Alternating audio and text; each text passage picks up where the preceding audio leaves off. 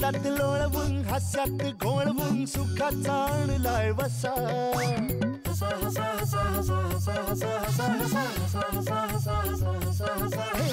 मजेच अस्वल करील गुदगुल्या पुढ्यात त्याच्या बसा गडबड लोळाल पाठीवर पडाल खुर्ची पकडून बसा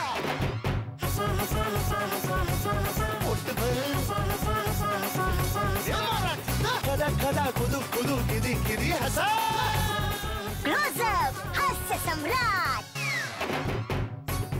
नमस्कार, स्वागत आहे तुमचं आमच्या आगळ्या वेगळ्या कार्यक्रमामध्ये. या स्पर्धेमध्ये याचं नाव आहे क्लोजअप हास्य सम्राट. आपण स्वागत करूया आपल्या परीक्षकांचा अशोकजी नायगावकर आणि मकरंदजी अनासपुरे.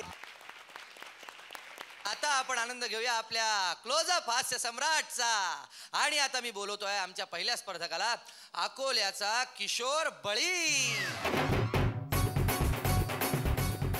नमस्कार. नमस्कार. असं म्हणा, बळी तो कान पिळी.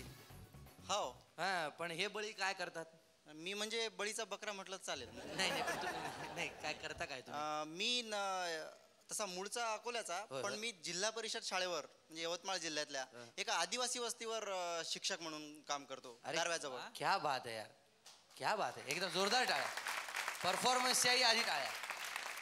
कामासाठी तर शुभेच्छा आहेतच आणि तुमच्या या परफॉर्मन्ससाठी सुद्धा खूप खूप शुभेच्छा. थँक्यू, धन्यवाद.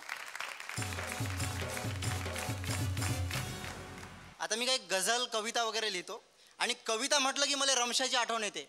आता रमशा म्हणजे त्याच्या कविता एवढा भन्नाट की त्यानं त्याच्या लव्ह स्टोरीचा 2 ओळीत धिंगाणा करून टाकला. कसा? म्या तिले म्हणलं, कंसात छाती काढून, म्या तिले म्हणलं काय प्रेम करणं पाप आहे, ते म्हणे मुकोट्यानं बस तू या मांग उभा माया बाप आहे. तर असा रमशा. एक वेळ का ना हिंदीतलं कवी संमेलन ऐकलं आणि घरी आला आणि त्याच्या मायले काय म्हणे, मा. त्याची माय म्हणे काय? माँ मैं तुम्हारे दूध का कर चुका दूंगा. त्याची माय म्हणे भैताड थुत्र्या, पहिले दूधवाल्याची उधारी चुकव म्हणे. तर असा हा रमशा. आता रमशाचं काय झालं, लग्न झालं रमशाचं, पण रमशाच्या बायकोला असं वाटे का मी ऐश्वर्या राय सारखी दिसते का. मग ते आले म्हणे, एक सांगा ना म्हणे प्लीज, मी दिसते का म्हणे ऐश्वर्या राय सारखी. तर रमशा म्हणे दिसतं म्हणे, मुकोट्यानं बस म्हणे जरा. नाही, एक सांगा ना म्हणे प्लीज, माझे केस हो म्हणे, माझे केस दिसतात का म्हणे ऐश्वर्या राय सारखे. रमशा म्हणे दिसतात म्हणे, डोकं खराब करू नको, मुकोट्यानं बस म्हणे. एक लास्ट प्लीज म्हणे, लास्ट ना. माझे डोळे हो म्हणे, माझे डोळे दिसतात का म्हणे ऐश्वर्या राय सारखे. तर रमशा म्हणे हेंबाळे, तू या एकच तर डोळ्यात दुसऱ्या डोळ्यासारखा दिसत नाही म्हणे, ऐश्वर्या राय सारखा कुठून दिसून. तर असा रमशा. आता ऐश्वर्या रायवरून आठवलं, झी मराठीच्या तमाम प्रेक्षकांसाठी एक झकास वराडी कविता सादर करतो आहे. शीर्षक आहे ऐश्वर्या राय. काय सांगू राजे हो बेजा गोड झालती, अन ऐश्वर्या राय मले पाहाले आलती. काय सांगू राजे हो बेजा गोड झालती, ऐश्वर्या राय मले पाहाले आलती. त्या दिवशी पायटीस भोवाला तिचा फोन, म्या म्हणलं सांग तू बोलून राहिली कोण. तर हिटगावत मले म्हणे हाय. म्या म्हणलं राम राम, बोला कसं काय. तर थे म्हणे मी ऐश्वर्या राय बोलून राहिली, थे म्हणे मी ऐश्वर्या राय बोलून राहिली. म्या म्हणलं मग एवढी काहून येलून राहिली. तर तुम्हाला पाहाले येतो म्हणे दुपारी, पण माही जीप अटकली जशी अडकी त्यात सुपारी. अभिषेक संघ बरं वाटून नाही राहिलं, आणि सासू संघ म्हणे माया पटून नाही राहिलं. अभिषेक संघ बरं वाटून नाही राहिलं, सासू संघ म्हणे माया पटून नाही राहिलं. नवरा तर बापा पुढं टरकल्यासारखा करते, आणि बुढाई आता या वयात सरकल्यासारखा करते.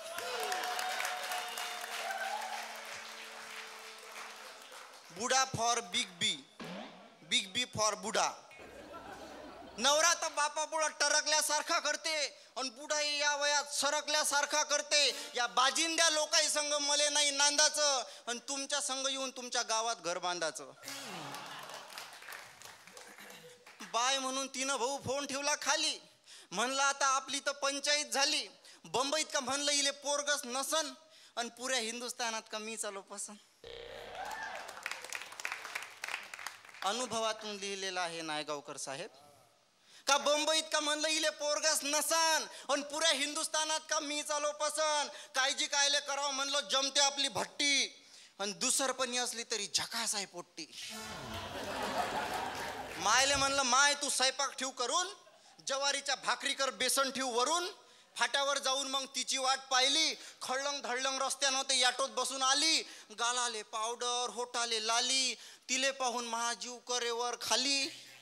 अंगात होते तिच्या माणसाचे कपडे, डोक्याचे केस जसे मामुजानं कापले. मामुजी म्हणजे उंदीर आमच्या वराडीत. हातात नव्हत्या बांगड्या कपायानं भोंडी आणि तथुल तिला आणाले मॅनेल ती बंडी. आणि मग भल्ली आली भाऊ बैलाच्या अंगात. थे बसली महानेटून मी आलो रंगात. पोरं पोरी माणसं बाया आमच्या इकडे पायत. हे काय होऊन राहिलं मोले नव्हतं कळत. माया मायले ऐश्वर्या राय जशी दिसली. सिच्युएशन बघा अनासपुरे साहेब.